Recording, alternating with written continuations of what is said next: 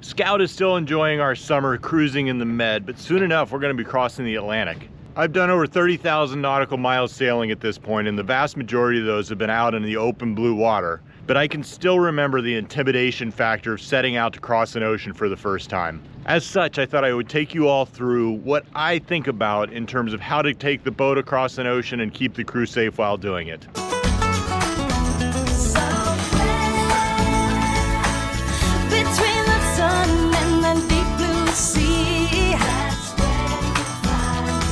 Successful ocean crossing really boils down to three components. Keep the boat above the water, keep it moving in the right direction, and keep the people alive. I'm going to start with the last one for obvious reasons. What scares me the most, bar none, anytime we set to sea, and that is keeping people on board the boat. Doesn't matter if you're 1,000 miles from shore or 10. If somebody goes in the water, it can immediately be a life-threatening situation. So whatever your rules are, however you go about that, tethers, jack lines, make sure you are confident in keeping the people on board and that your crew is going to follow whatever rules you have in place. Here on Scout, we have a big boat, wide boat, sunken cockpit that would be extremely difficult to fall out of. We have very strict rules in place for what has to happen, who you have to notify, etc. anytime anybody leaves that cockpit at sea.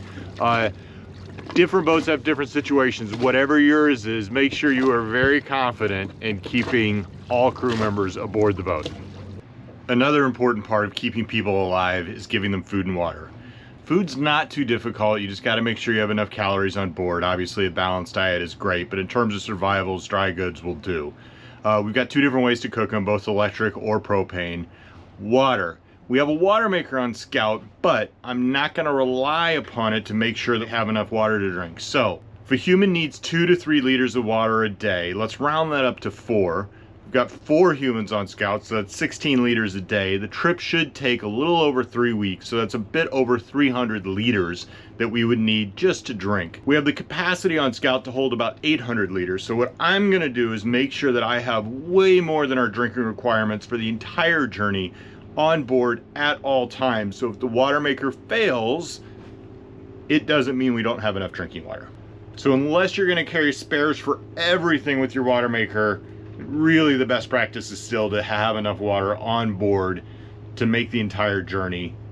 An important part of both keeping the people alive and keeping your boat moving in the right direction is power. Whatever your power supply is, make sure you're confident that it's enough and you've got lots and lots of backup and that you know how to fix something if something goes wrong. If you're a powerless boat in the middle of the ocean, you're in trouble. Your GPS is going to go off, your autopilot's going to go off, no bueno. So on Scout, I'm sitting up here on our solar array, which is the vast majority of our power. I have 3 different sets of panels wired independently to independent solar charge controllers. On top of that, I've got a generator, which I rarely have to use. I've got alternator, which I rarely have to use. I have lots and lots of different ways to get power on the boat. This is something that's easier. A lot of this is a lot easier if you've got a vessel that you're living on, you're working with it every day. Scout has not been plugged into shore power since Panama. So that's a couple of years and 3/4 of the way around the world ago. So I am very confident in keeping this boat powered even across an ocean. Whatever that looks like for your boat, be really confident that you can keep it powered. I've got 2,600 watts of solar, which is why I almost never have to use anything else. And there's 2 different levels of power. One is for a family for living full-time on a boat. Another is what you really need to keep your boat moving in an ocean, which is this much smaller amount. So I don't know what the right number is. It depends on you. It depends on how you use it. But for autopilot, chart plotter, charging GPS devices that much, you need very little. But you just got to make sure that, I mean, several hundred watts of solar might be enough, but you got to make sure that you're really confident that it's going to continue to function. So for me, any one of these 3 arrays would be enough. And if a solar charge controller goes out, I've got enough extra capacity on the others I could route into. So again, I've got overkill for crossing an ocean, but it makes me feel really confident that I've got backup, which is important. And the family can live comfortably, which is also very important to keeping everyone alive on the boat. Something that may not come up at all, fortunately for us it rarely has, but might be super, super important in terms of keeping people alive is a medical emergency. We've got a big, huge medical first aid kit. Though, like I said, fortunately we've rarely had to break out. Could handle any number of issues. Something real big happened, I'm not doing an appendicitis surgery on board. Like, we're sending up the flare for help at that point. But you need to be able to handle your garden variety and beyond garden variety, frankly, medical emergencies one way or the other. Keep the boat moving in the right direction. This is where the standing rigging is the star in terms of keeping the boat moving. Why? Because you're going to be sailing across an ocean, not motoring, at least if you're like most small pleasure sailing craft. Standing rigging isn't just going to randomly fail. It's going to give you signs. It's going to buckle someplace. There's going to be corrosion. Your cables will start fraying. There'll be rust. It'll show you signs, buckling, anywhere in the boat. If something is starting to deform or warp, pay attention to it, look at your standing rigging. The other half from the standing rigging is your running rigging and your sails.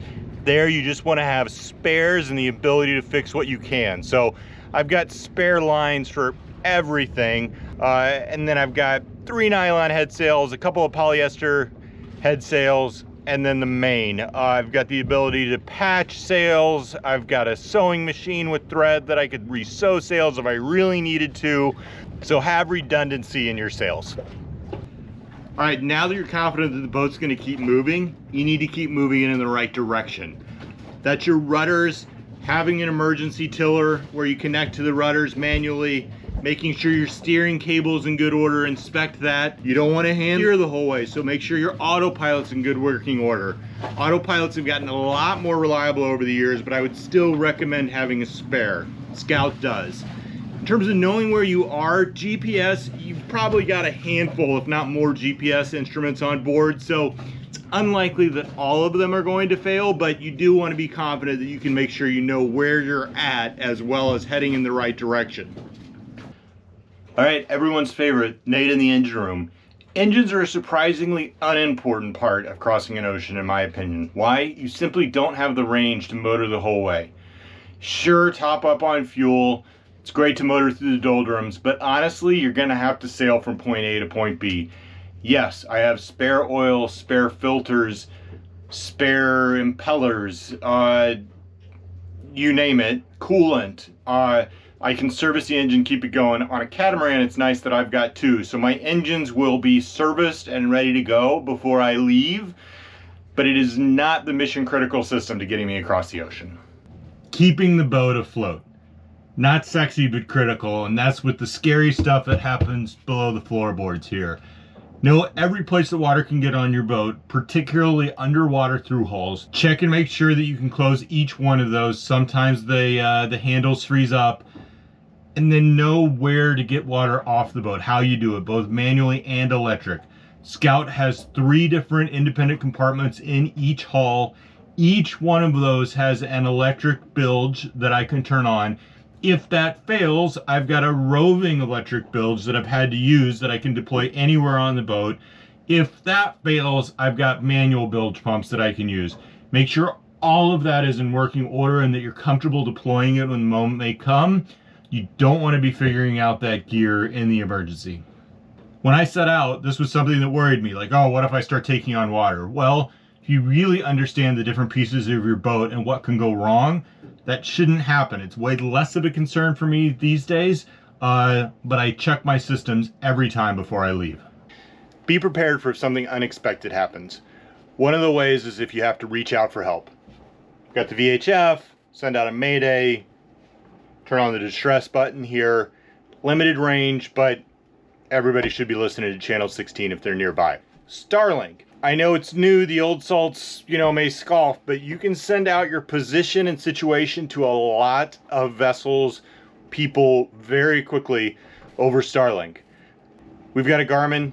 I can send out messages, keep it charged, keep backup batteries, satellite communication should work anywhere in the world. EPIRB, test your EPIRB. This is not sophisticated communication. It's just going to send out a distress signal and it'll go to both the authorities and whoever you have it registered with, but you can test this. I actually just tested mine. It's functional. The nice thing here is that it's dummy proof. You can turn it on manually, but also if it hits the water, it's turning on. Have multiple ways that you are comfortable with it sending out help signals, and do it as the situation dictates. If worst comes to absolute worst, be ready to exit the vessel. I've got a life raft underneath where I'm sitting. Could also access that from the underside of the boat if I really needed to. Have a ditch bag ready to go. We do. A couple things I'll say on this. One, we're leaving the boat from the spreaders. Do not exit your vessel until absolutely have to. You have so many more resources on your big boat than you're going to on your life raft. Life raft might even be a misnomer. Things are probably not going to get better when you get on your life raft. They're probably going to get worse. So only use it as a last resort, or at least that's my philosophy. My philosophy is, look, I've got a ditch bag. Is it as robust as it could be? Do I check it all the time? No, I don't. My effort is going into keeping this vessel, my big boat, so to speak, afloat. Another item on the list, do a shakedown sail. We live on this vessel, we're doing small and large sails all the time, but if you aren't, if you've got the boat on the dock and you're preparing it, do at least 48 hours, 2 overnights, see what shows up. You want to give yourself the opportunity to fix and fine-tune the little things before you just set off. And then be ready for the unexpected. No matter how prepared you are, something's gonna happen. Every ocean crossing is gonna have a story. I had a halyard break in the middle of the Pacific. I had a sail blow out in the middle of the Coral Sea. I had a propeller and propeller shaft try to exit the vessel in the Indian Ocean. Something's gonna happen out there. Be ready for it. Improvise in the moment, but the more preparation you put in, the easier that moment will be. And lastly, have fun, enjoy. Crossing oceans is some of the best time we've had out here. If you're prepared, it can be a wonderfully tranquil experience unlike anything you've ever done before. Enjoy.